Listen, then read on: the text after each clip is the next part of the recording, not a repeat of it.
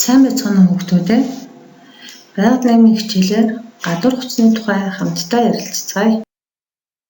Хичээлийн зорилго гадуур хувцсны төрөл, зориулалт, хэрэглээ, хэрэгцээ, шаардлагыг мэдэх, зургийг харж өгүүлбэр зохиож ярилцах.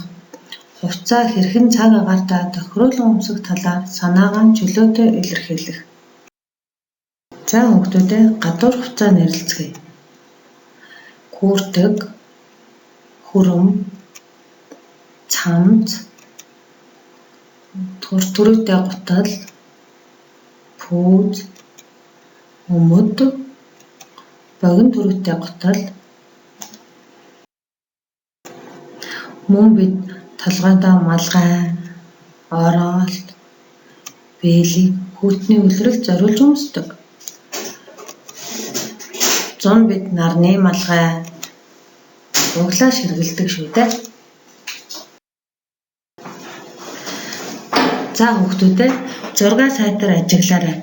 Энэ хүүхэд маань аль улирал тохируулан хувцасласан байна вэ?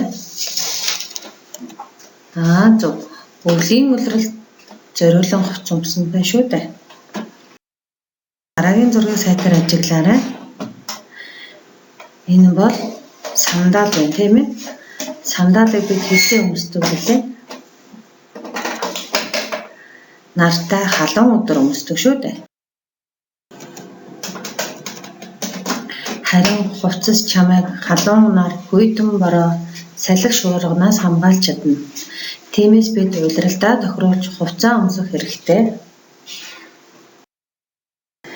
Анхааралтай хичээлд оролцсон хүүхдүүдэд баярлалаа.